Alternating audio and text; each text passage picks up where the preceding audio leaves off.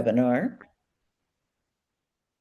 Plant Once, Harvest Forever, Planting Perennial Vegetables, and we'll explain all about that in this presentation.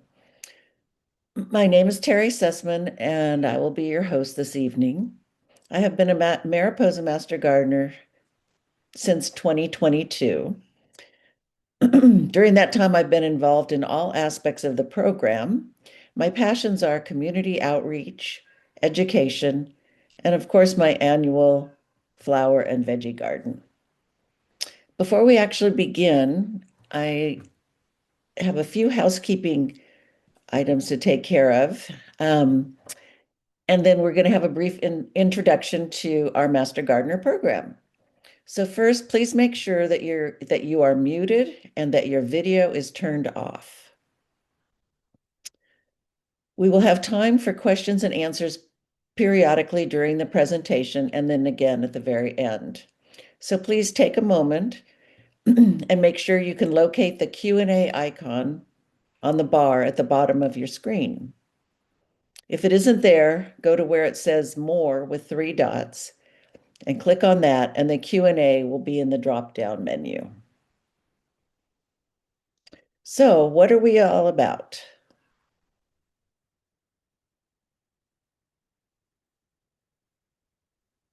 Cheryl, next screen. Hey. So the UC Master Gardeners of Mariposa counties, come grow with us. Our mission is to extend to the community research-based knowledge and information on home horticulture, pest management, and sustainable gardening practices. We want to inspire you, provide education, and build a strong community of eco-conscious gardeners right here in Mariposa County. And how do we do this? We're everywhere around the county. We have booths at the Butterfly Festival and Powwow, at the Farmers Market twice a month, at the Mariposa County Fair. We hold workshops and webinars, usually 4 a year. We maintain the demonstration garden, which is across from Creekside Nursery on Stroming Road. And we have a helpline that is available for you to call or email us, and we will find the answers to any of your gardening questions. We also have a program called Plant a Row, where we deliver produce to a variety of nonprofit organizations in our town. So you can find us on Instagram, YouTube, KRYZ Radio, and Facebook. So follow us on those social media platforms, and in the lower right left-hand corner is the information. We do have an office at the fairgrounds, and also phone number. So if you want to look us up, go ahead and do that, and we'll be happy to answer any questions. Okay, here we go. Our presenter this evening is Cheryl Berg. She's also been a Mariposa Master Gardener since 2022. Cheryl, along with her husband, are creating an amazing farm on their property in Mariposa County. Cheryl has a variety of planting areas for vegetables, flowers, grapes, olive trees, along with chickens, pigs, and goats. She's well-versed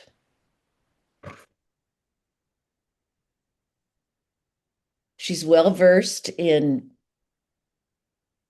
regenerative gardening practices and is determined to plant not only for a yearly harvest, but for prolonged harvesting into the future. Cheryl's presentation will give you the information and motivation you need. Sorry. The motivation and information you need to begin planting your own garden to hopefully continue to harvest forever. So we're going to start the program tonight with a quick audience poll to gather information about your experience with gardening, what you want most from perennial vegetables, and how much space you have to garden. So here is our poll. So take a look at the questions and answer them. And when we have a large enough number of people that have answered, then I will share the results and we'll talk about those. So go ahead and answer the poll now.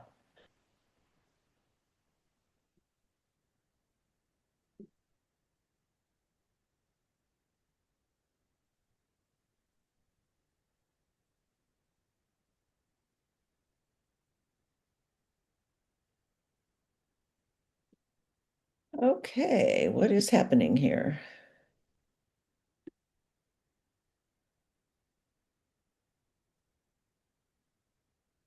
I don't see the poll that didn't pop up. You don't see it? No. No. Oh, well, how about that? Try it a different way. Now, do you see it? Nope.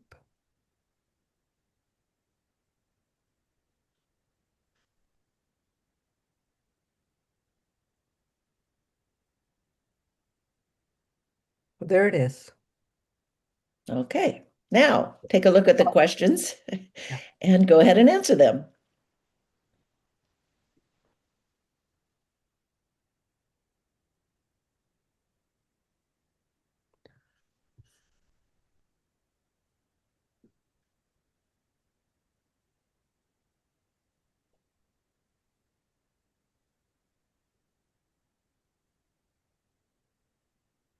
I don't think it's there we go. Okay, it's working now. I see people are answering. That's great.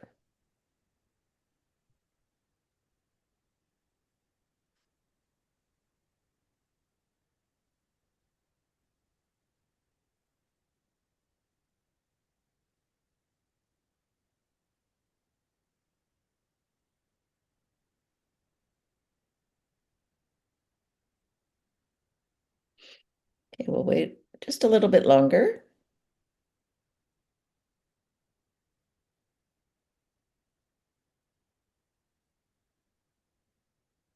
I'm not sure how to work it myself. Okay, I'm going to go ahead and end the poll, and then we're going to share the results. So Cheryl, do you want us? Yes, thanks, Terry, and I appreciate the kind introduction too.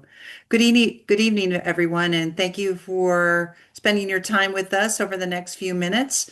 Hopefully, at the end of this presentation, you'll walk away with a handful of nuggets or maybe more, maybe a bucket full, who knows. But let's look at the results here of the survey. So the first question was, what is your experience with gardening? It looks like we have one beginner. Most of you are intermediate, and we also have someone who is considered advanced. So, kind of a mix, but mostly in the intermediate category. Question number two, what do you want most from perennial vegetables?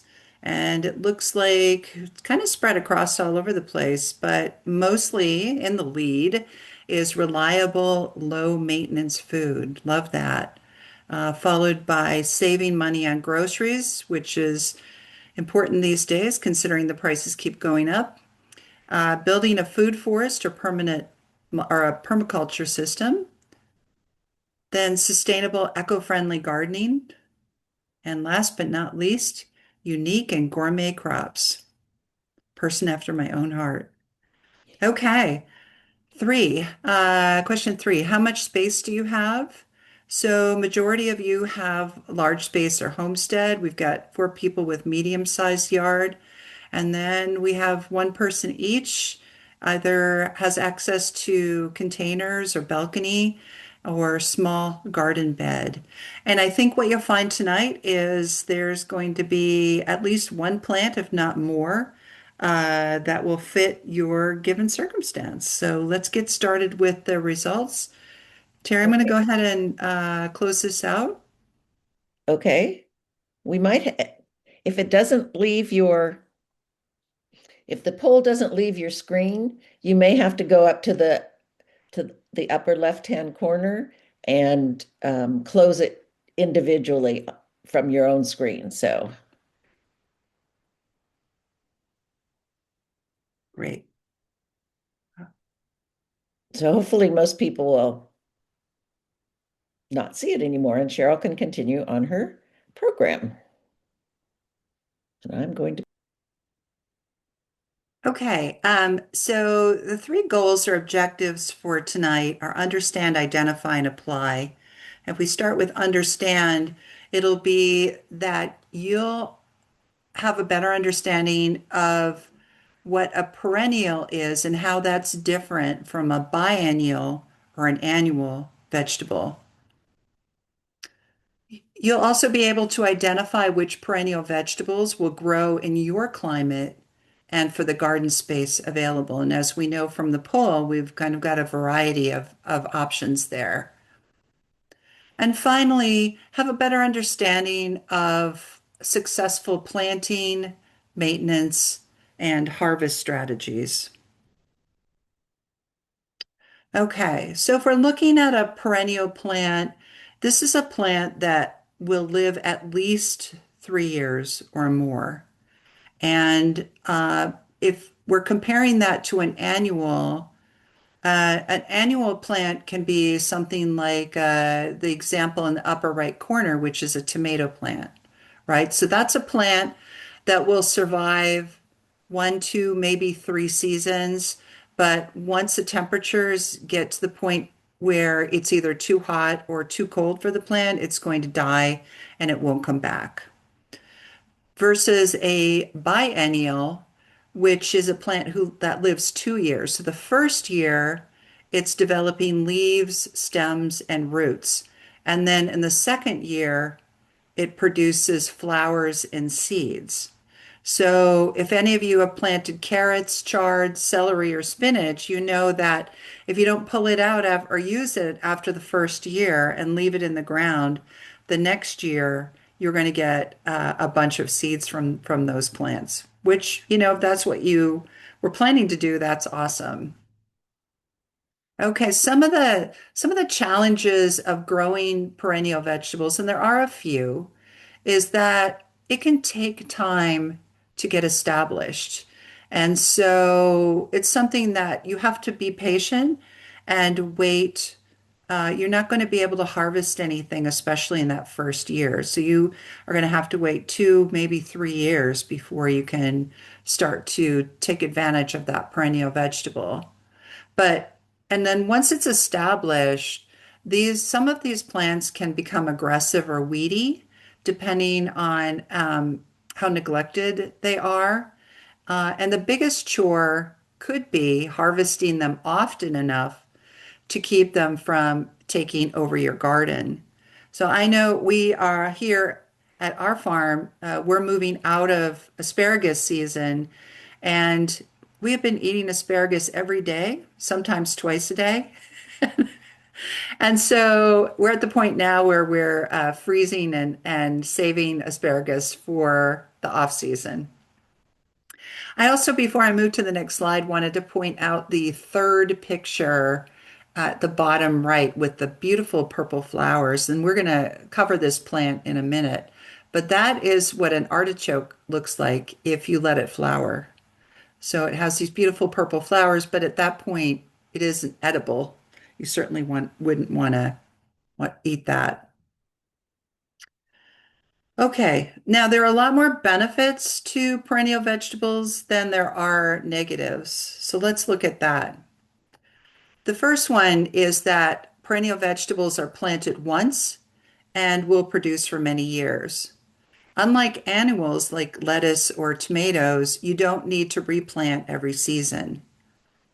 There's no soil preparation once the plant is established. There's no seeding or transplanting of it.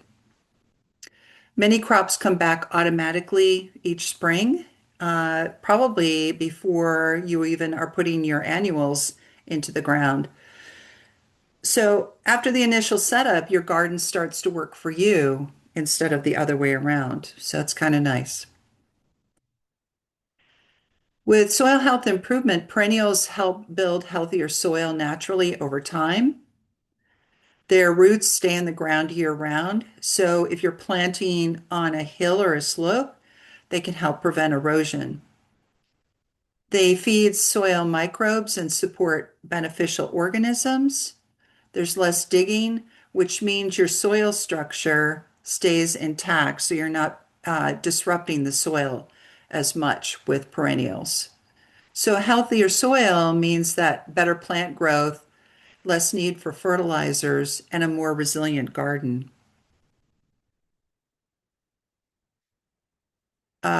Drought resistance and deep root systems. Most perennial vegetables develop deep established roots.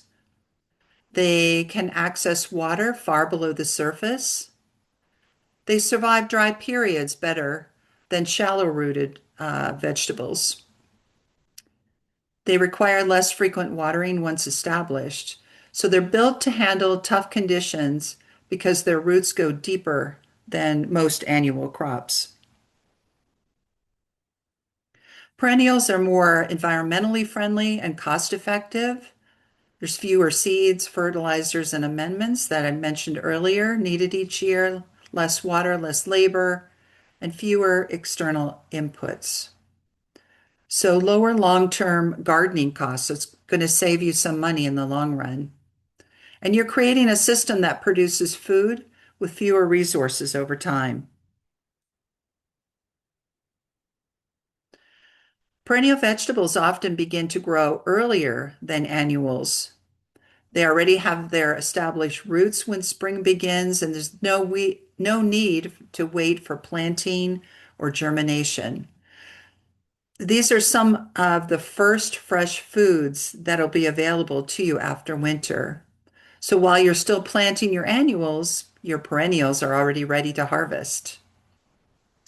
Perennials overall save, perennial vegetables save time, build better soil, survive tough conditions, and cost less over time and give you food earlier in the season.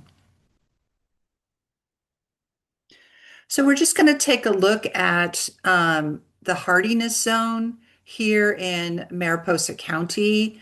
What the hardiness zone does is it gives you the low temperature for your area. And in Mariposa, because we have so much elevation change, we have a lot of different microclimates. So if you're looking at Mariposa County, which is beside Merced County, above Madera County, and then we go all over to Tuolumne County. You can see the color difference ranging from this kind of, I don't know what it looks like on your screen, but on my screen, it looks like a very light salmon color, changing all the way into a dark green. So what do those colors mean? Well, if you go over to this chart that I'm pointing to, focus on the left-hand side because that's Fahrenheit versus the right-hand side, which is Celsius. You'll see that Mariposa County's range is from 6A all the way to 9B. So 6A meaning it can get as low as 10 to 15 degrees at some point during the year. And sorry. And 9B as high or low as 25 to 30 degrees. So how do you find out what your hardiness zone is? You can go to the website that is cited below on the left and put in your address, and the website will tell you what your hardiness zone is. And that's important, especially not so much with perennials, but with annuals, so you can figure out when is a good time to plant your annuals, as well as whether or not they might survive the winter, especially if you have a mild winter.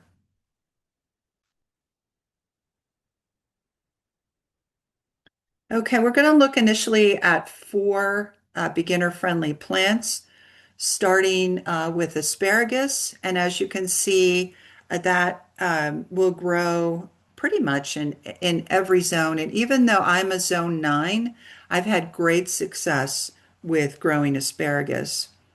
You'll also notice in the picture that the asparagus here is purple. So asparagus doesn't always come just in green.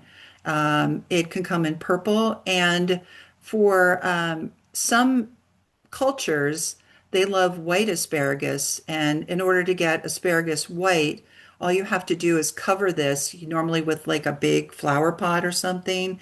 And when the asparagus comes up, because it doesn't have an opportunity to photosynthesize, it will be white.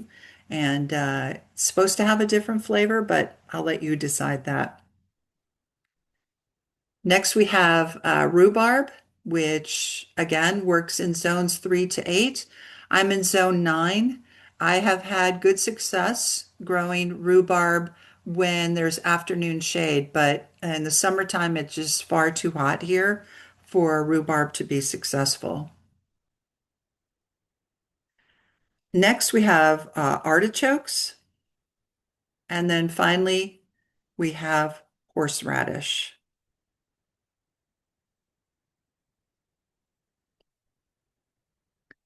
Okay, asparagus plants can live 12 to 15 years. They like at least 6 hours of direct sun. I know here they get full sun all day and they love it. They do just fine. So yeah, I would say 6 hours minimum. But if you have a sunny spot, then they will love that. They like well-drained soil that is enriched with compost. And you can plant asparagus from seed or with 1 year crowns. The advantage of the 1 year crown is that you get a year's head start, so you'll be able to harvest sooner. And seeds sometimes can be hard to get growing as well. Care and maintenance. They do like a little bit of nitrogen fertilizer, usually when they start to pop up.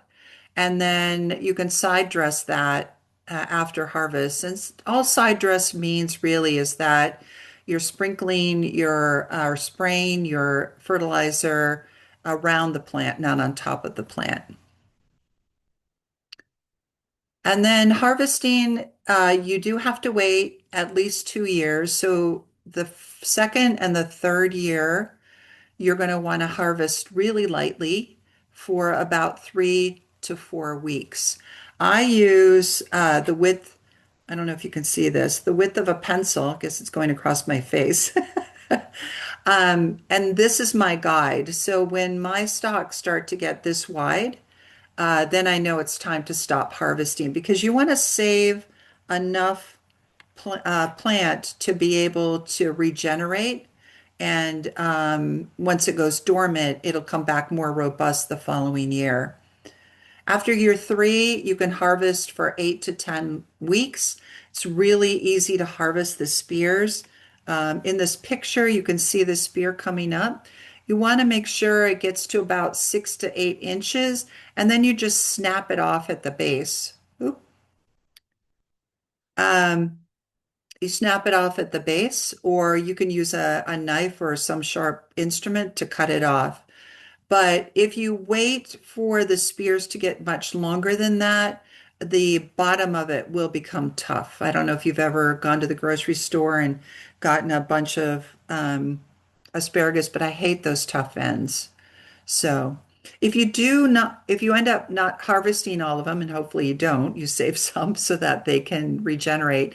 What will happen is the stalk will end up growing up, and then from this top part, you get these little branches with fern-like ends to them, and it's really quite lovely.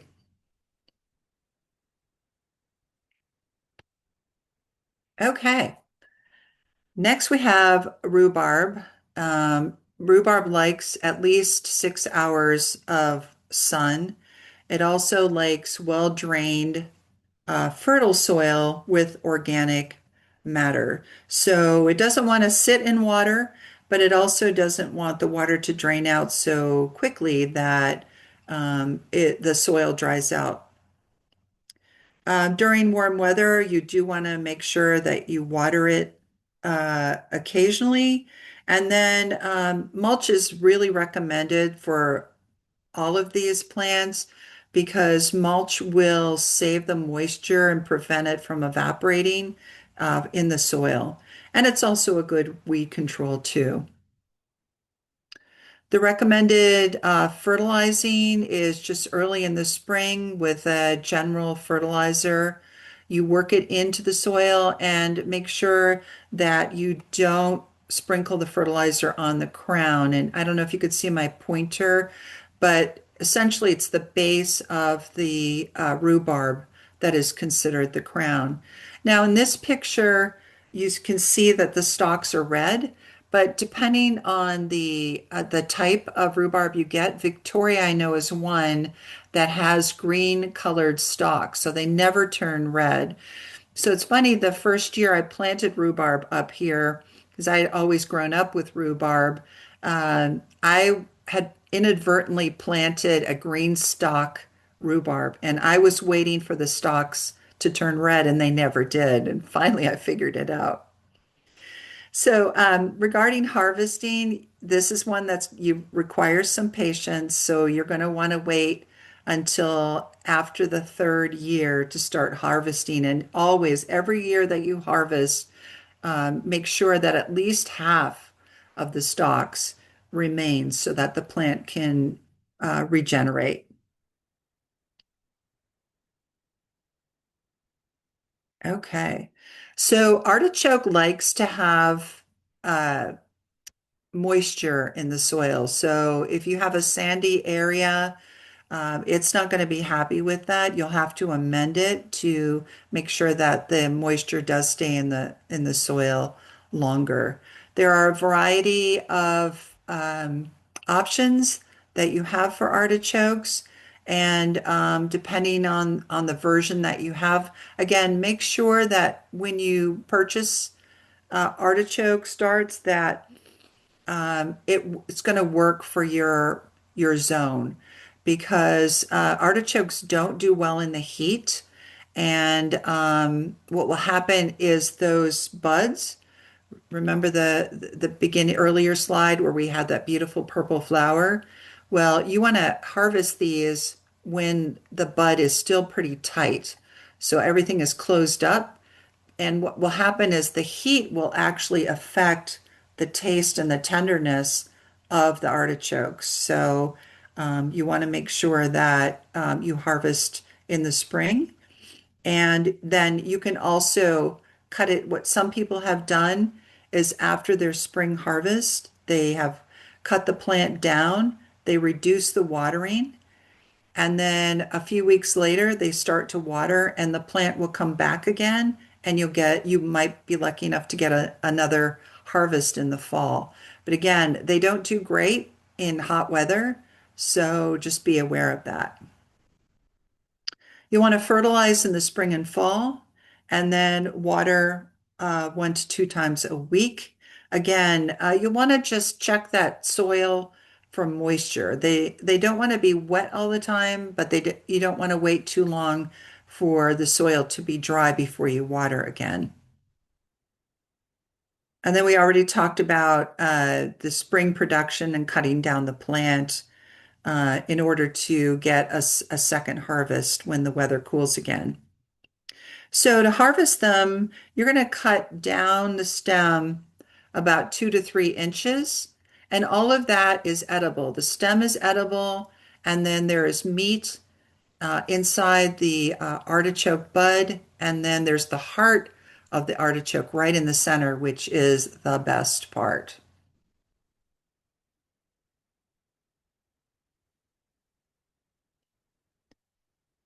Okay, horseradish.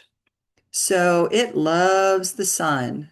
But if you have it in an area that has a little bit of shade, it'll do okay. It needs soil that is not hard or compacted. So if you have clay soil, you'll definitely want to enhance that soil by adding some other nutrients, a loam, compost, whatever is accessible to be able to break that up. And this plant loves that. You want to plant early in the spring or fall, and then during hot weather to water at least once a week. And again, my mantra, mulch, mulch, mulch, to save the moisture in the soil. I have mine in full sun. They're next to my asparagus bed, and these plants have done really well. Okay.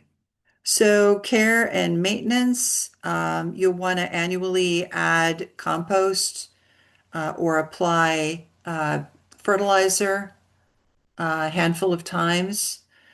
Early in the spring, usually is when I do it, midsummer, and then I do it again early fall. And then once you have a hard frost, that top or green part will die back, and that's when you can harvest your horseradish. So to harvest it, this is a plant you'll definitely want to be careful about because if you have this in a large bed and as you're digging the root out, because it's the root that you want to eat, um, if there's any bits of the root that breaks off, that will be a new plant. So what I'm trying to say is this can be a little invasive. So you do want to be aware of your space. It would do well probably in a pot. I have mine in a small raised bed, so if it does end up spreading, it won't be that awful. At least it won't go into my other beds. Also, if you plant horseradish, when you harvest it, you don't want to till the soil in that area because, again, if you break up any remaining root, it's going to form a new plant. So just be aware of that. It will sprout where it lies. I wanted to throw in a couple of kind of fun and interesting plants that aren't as popular, especially around this area. And the first one is called a walking onion. This is such an interesting plant in that it does grow in our zone and it does need full sun and regular water, and it will need fertilizing once a month. But why they call it a walking onion is that when you look at the plant in the upper right corner, you can see how the greens are growing, right? Well, what happens is, I don't know if you can see some of these little nubs at the end, but they will end up turning out to be what this picture in the lower left looks like. So you'll have these little bulbils that will be growing at the end of the stem or the stalk. And then as the plant matures in the lower right, you see this upper part of the stem is bending over, and eventually these little bulbits are going to touch the ground. And once they do, they start essentially self-seeding. So those bulbs are going to work their way into the ground, and then you'll have even more plants. So a little bit like horseradish, you want to be mindful of where you plant these because they do move essentially. And if you don't stay on top of it, you could end up with these all over the place. The entire part of the plant is edible. So the bulbs here have a little bit, they have a mild flavor, and the stems or the stalks taste a little bit like chive. And the root, if you dig up the root, it has a bulb. It's a bulb as well. And that has the strongest flavor of all of them. The plants will die back in the winter with new green shoots coming up from the brownish bases in the spring.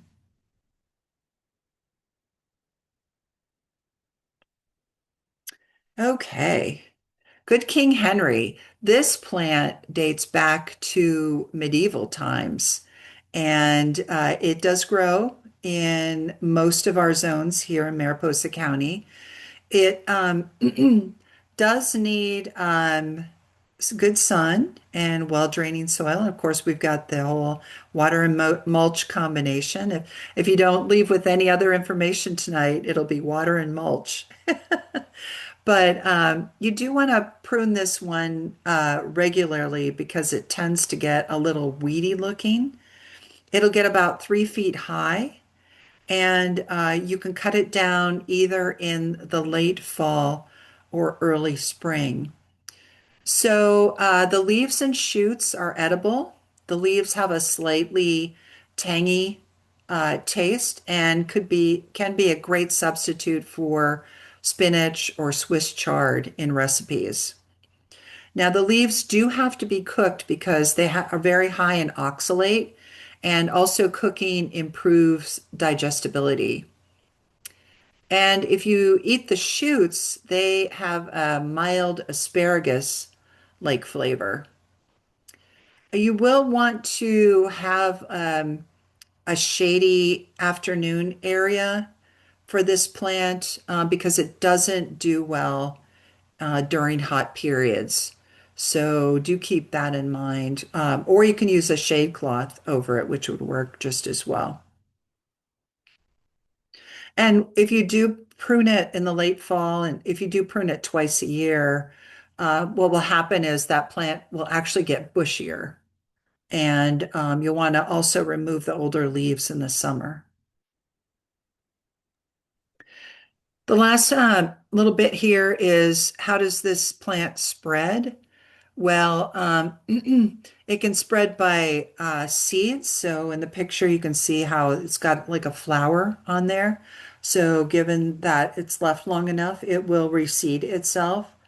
Or it spreads via rhizome, and there's a picture in the insert there in the lower part that shows what a rhizome is. And a rhizome is essentially a modified stem that grows horizontally beneath the soil surface. So this is another one that you may want to contain or make sure it's in a border garden so that it doesn't end up spreading too much.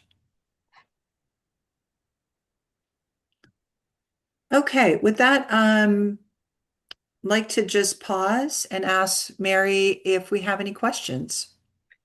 Well, I was wondering about the two different asparaguses. You had a purple one and a green one. Mm-hmm. I missed the explanation. Yeah, it's just a different varietal of asparagus. The flavor isn't any different than from one to the other. I have both colors in my garden, and I don't notice a taste difference in either of them. It's really more of a color preference. And we had a participant wanting you to zoom in on the chart, and I didn't want to. Okay, I can go back. Okay.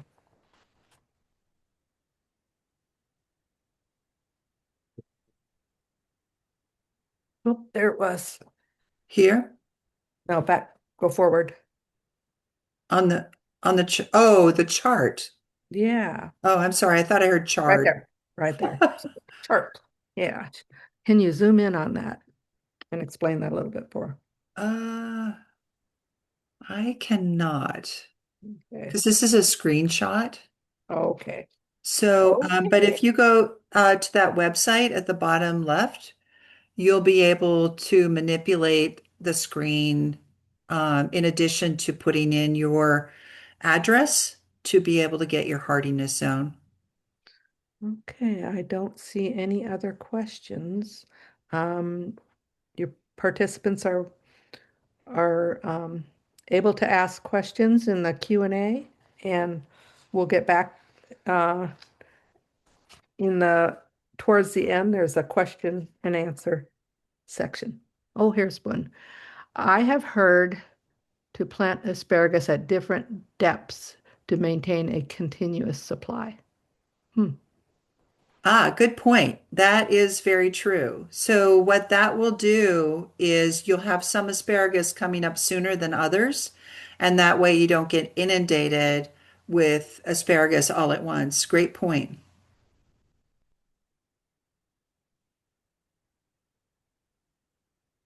Okay, are we good to move on? Yes. Okay. All right. So the things that you're going to want to think about when you're selecting your location for planting these perennial vegetables is looking at how much sun that area is going to get. As we know, some plants do really well in full sun, and others need a little bit of a break from that, especially given where you might be living. The type of soil, most of these plants like rich soil that drains well, that isn't sitting in water or isn't necessarily drying out too quickly or for too long.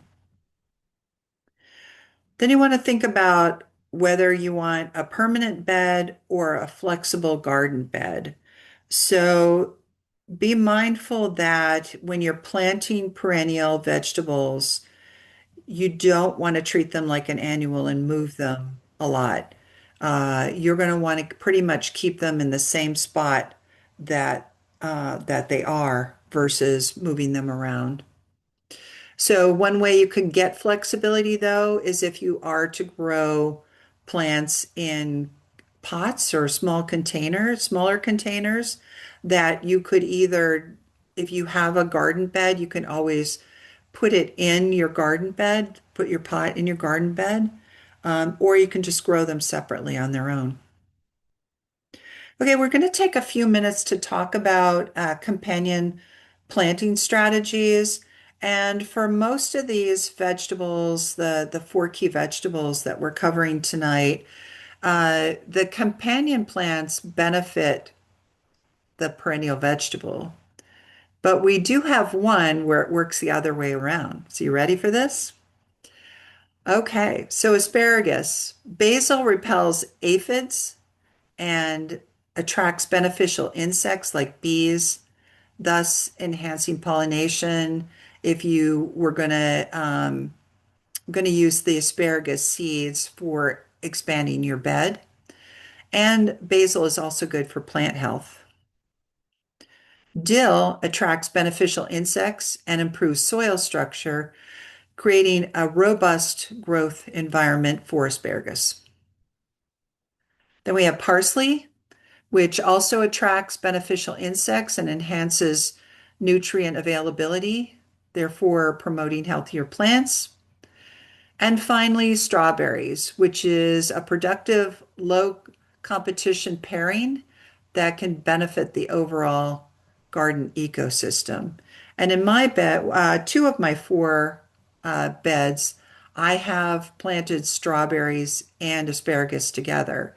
And the nice thing is in the summertime, when it gets really hot and sunny, the asparagus, or I'm sorry, the strawberries start to suffer. And what the asparagus does is it provides strawberry plants with shelter.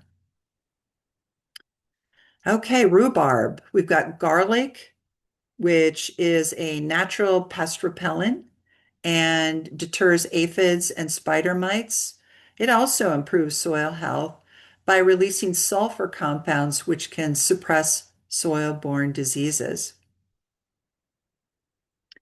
Bush beans are a nitrogen fixing plant, so it improves the soil by pulling nitrogen and sharing that with other plants so nicely. And it enhances soil fertility, which provides rhubarb with the essential nutrients. Then we have beets, which, because of its deep taproot, can draw up nutrients in water and support rhubarb that way. And then finally, chives that repels pests and attracts pollinators. So for artichoke, thyme repels pests as well because it's an aromatic and it attracts beneficial insects. Also, it acts as a living mulch and helps retain soil moisture. Marigolds are a pest repellent and they also attract beneficial insects. Peas are a nitrogen fixing plant that enhances fertility. And finally, with our horseradish, this is the one plant that actually helps other plants. So carrots benefit by the soil enhancing properties and pest deterrents, and the growth helps aerate the soil. Um, Horseradish protects strawberries from insects and fungal issues, which improves fruit quality. And then any of the brassicas, such as broccoli, Brussels sprouts, cabbage, cauliflower, kale, benefit by the pest repellent properties, though care is needed to avoid root competition. One thing I did want to, I meant to talk on the earlier slide about the horseradish was the harvesting aspect of it. So when you have your horseradish root out and you're getting ready to process it or grate it, you want to do that in a well-ventilated area or even outside because it will give off um, uh, something that will end up making your eyes water and may cause you to cough or give you a little bit of breathing issue, the fumes that come off of it. And also, once you add vinegar to that grated root, it will kind of stop that process. But also, the longer you wait to put the vinegar, add the vinegar to it, the hotter it gets. So keep that in mind. Okay, let's go back to the last bullet point here on this slide, which is integrating perennials into existing gardens. So keep in mind, perennials are more permanent, so placement does matter more than when you're putting in your annuals. Think about and consider how wide and tall your perennial plant is going to get and plan accordingly. Now, while it's still small, you can still, especially the first year, you can still plant other things like lettuce or radish or carrots in between. But as it gets bigger, it's going to end up crowding out and possibly shading those smaller plants. So keep that in mind. Another suggestion too is if perennial vegetables are new to you, that you may want to just slowly integrate and convert like one bed per season just to see how it's going to work out and whether or not it's something that feels manageable to you from a harvest perspective, especially once it gets going.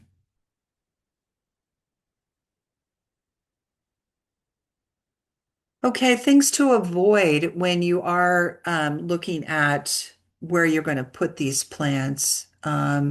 You want to put a perennial in a spot that you're not planning on digging or tilling up later. Also, underestimating how big they'll get, overcrowding early on, even planting these perennial vegetables too close together. So follow the instructions in the guide accordingly. And then also treating them like annuals. As I mentioned earlier, moving them often will stunt their growth or delay their growth, and therefore will delay your harvest as well. Okay, so we are wrapping up. Again, our three objectives were for you to have a better understanding of what perennial vegetables are and why they matter. For not only resilience, but low input food systems.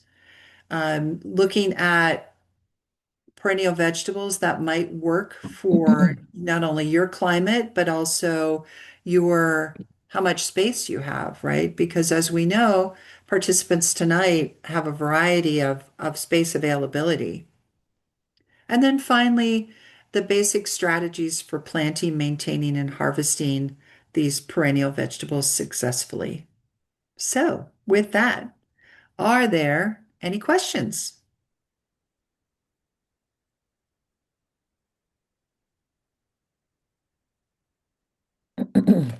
Are you all still awake? Well, Cheryl, I think that your presentation was so complete and so informative that it doesn't look like too many people have questions, although I see one coming up right now. Okay, great. How big an area does asparagus need? Well, it depends on how many plants you want to start with. So I think I planted mine. Let me just look for something here. Okay, so the spacing is in a row every 18 inches with 4 to 5 feet between rows. It also says in a wide bed of 3 rows with plants 18 inches apart.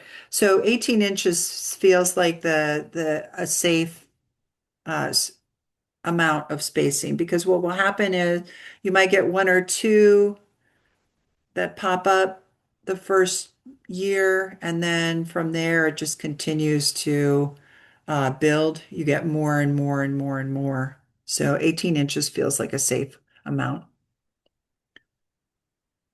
There's another question. What is a good source to find perennials? Like what Ooh, that is a good nurseries or question. I think one of my favorite sources is really going to your local garden center because they're going to have plants that really do work for your zone. There's also online places you can order them. I don't have a specific name. You'd have to do a search and go from there. okay. Oops, my video isn't on. There we go. Well, thank you, Cheryl. I think we're all prepared. We have a lot of information and a lot of motivation to go and plant perennials and see how we do. So thank you very much. My pleasure. So immediately following this presentation, um, you're going to receive an email from UC asking for your feedback about the webinar. And we'd also love to hear from you if you have any ideas for future webinars. As I said, we tend to do 4 presentations a year, either in-person workshops or webinars, and we're always looking to find out what the community is interested in and how we can provide that information and education. So please let us know what you're interested in. And then also within 2 weeks, you're going to receive our a recording of this webinar. So you will receive this recording. We've recorded the whole thing, so look for that. And I want to not end before mentioning our annual plant sale. It's coming right up on Saturday, April 25th. It begins at 8 o'clock, and people start lining up probably around 7:30. We have lots and lots of perennials, native plants, vegetables, herbs, just about anything you might want. So please come and take a look, and hopefully you'll take some plants home and put them immediately into your garden. So with that, I want to thank all. Terry, there is just in the chat a question about, do you have an area on YouTube with other MG recordings on growing vegetables? We do put these up on YouTube, and I think it's more through you have to look at to find them on YouTube. I think you have to put in Mariposa Master Gardeners, and then I think they will come up. Yes, Terry's correct. And we do have a number of vegetable planting videos on there. One being, we do have a wonderful series on tomatoes. But yes, if you go to Cheryl, can you go back to the opening slide where we have the follow us? We'll just go backwards through your whole presentation. Yeah. So if you'll see that it's called UCCE Mariposa, if you see that second little circle there, where under which it says YouTube, that's our channel. And if you just put that in YouTube, it will take you to all the videos. Every webinar that we do does indeed show up on this YouTube channel. Great. All right. So with that, we're going to say thank you for coming and good night and take care. Bye-bye.